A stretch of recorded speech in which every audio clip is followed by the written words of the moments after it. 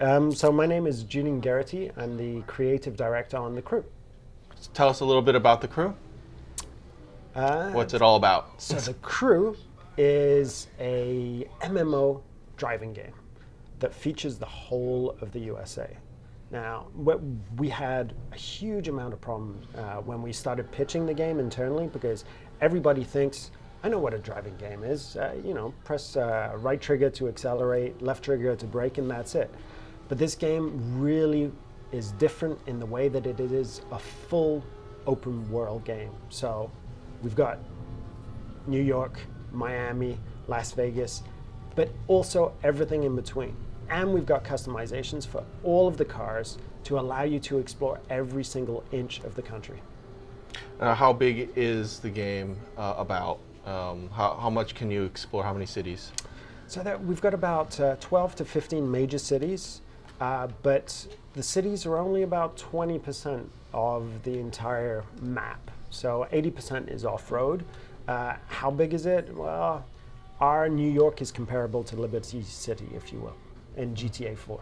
Mm-hmm. And how many cars are there going to be in the game about? So we're not really talking about the number of cars yet, but we do have different customization kits that we call specs that you can use to transform almost every car. So a Ford Mustang, you can take it and you can add a performance kit that will transform it from a street racing car to an off-road vehicle, to a rally vehicle, to a circuit vehicle. So you've got different things that extend basically the life of each car in an RPG way.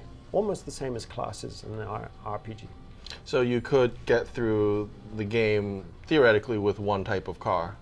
Well, we've just done a closed beta on PC, and we found by tracking how people were playing that most people stick with one car. And to be honest, when I play the game, I stick with one car that I'm very happy with. I know it's going to be a marriage, and I stick for 20, 30, 40 hours with that same car, making it evolve, making it change, upgrading it by winning different challenges and races, but it's sticking with one car. And how many events are there in the game? So in terms of story missions, we have around 80. PvP races, or crew versus crew races, we have another 70. And little challenges that we call skills, we've got about 600 of those peppered around the whole of the country. So over 1,000 things to do. So you mentioned that there's a story. What is the story behind The Crew? Ooh, the story is good. It will shake you to your very foundations. No, it doesn't take itself too seriously. It's not Shakespeare. It's a way for us to set a progression and a structure for the game. Because you parachute a player in the middle of a huge environment. The concern there is that you're going to be a little bit lost.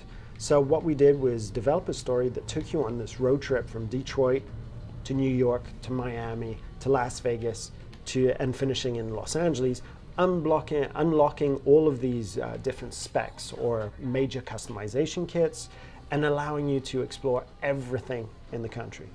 But if you don't want to do the story, you don't have to. There are lots of other events, and you can put the game in, do 3 missions of the story, and then ignore it for the rest of your playtime. Now, how many players can participate in an instanced event? So in an instanced event, you're going to have a maximum of 8 players. But what's really interesting is the free ride aspect, which is maybe 80% of your total experience when you're going to be driving around in the game. The bubble around you is going to keep on refreshing the different players. So you're going to be driving on a highway, and the bubble around you will recreate a session every few hundred meters or so. So you'll have this impression of being in a completely living world with different players all the time being refreshed, with a priority on your friends, of course. Are there open world sessions, like a pickup race wherever you happen to be? So the open world sessions and this sort of instant challenge thing is something that we're of course thinking about, and we'll keep on supporting the game post-release with major features for at least a year. And I'd love for that to be one of the major features that we deliver very quickly after launch. What would you say sets this game apart from other online racing games? Which ones are you thinking of? Need for Speed Online. It's interesting. I think that the fact that it's grounded in reality, the states, plus it has all of these different adventures of driving.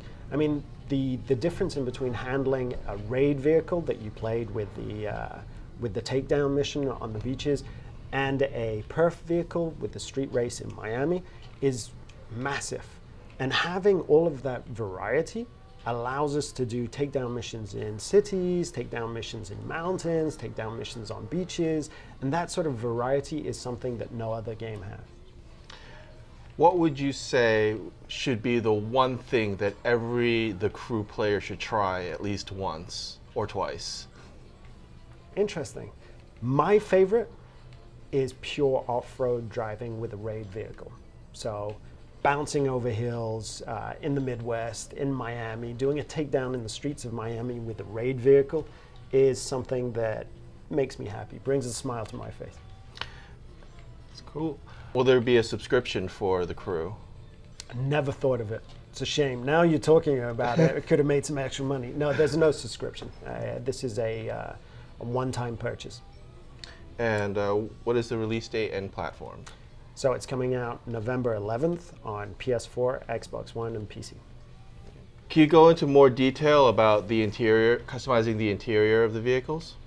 So customization is a big deal for our game because fundamentally it's an RPG. So every single challenge, every single race or mission will reward you not only with cash and experience, but also with parts.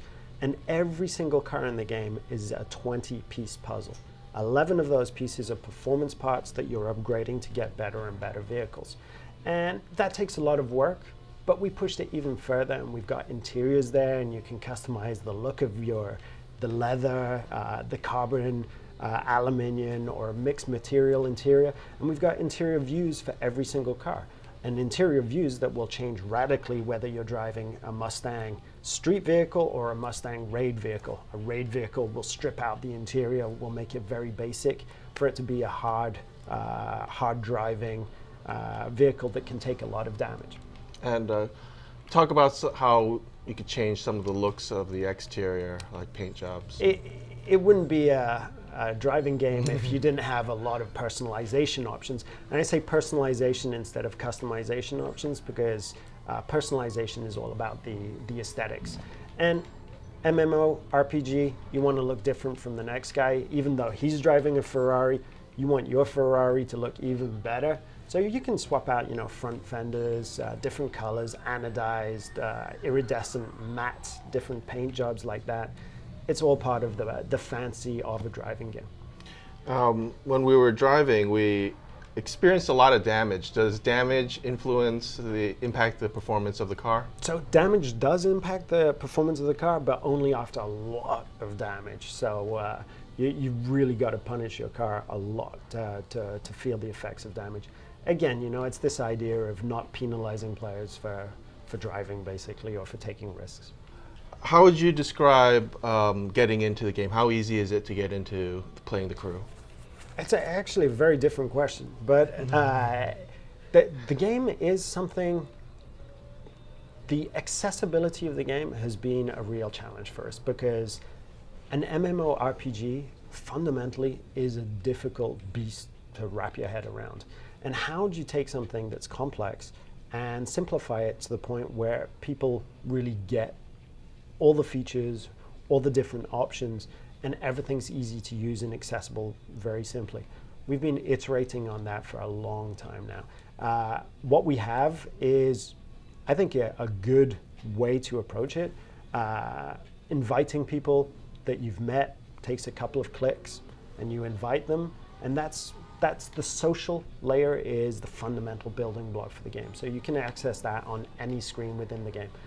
The map screen, the race screens, the 3D screens, the HQ, all of those screens have this social layer built into it. But one thing that was really very important for us is to keep people in the game, keep people playing the game and not the frustration of having to go to the HQ to change your vehicle. So all of those things and fast travel, All of those things are a couple of clicks away, because we really wanted to reduce this frustration of, oh no, the video game trope of having to go into your garage and changing your vehicle or calling a friend to have him deliver a vehicle. All of that is completely accessible with a couple of clicks. Can you talk a little bit about the social features of the crew? So social is this sort of buzzword, but what I prefer thinking about it is that this is a game that really encourages you to play with other people. Because, you know, the takedown mission that you did, that's a very different experience when you're playing by yourself. And I'm more of a solo player, so I don't mind playing by myself, but I realize that it's that much more fun when you're playing with a crew. And a crew can be you plus 3 other friends, so a 4-player crew. And all of the story missions in the game are playable cooperatively. And co-op is a nice way of putting it, because it's, of course, it's competition. You know, you want to be the person who does the most damage and takes down the target, because you're going to get the most points, the most cash, and the best part.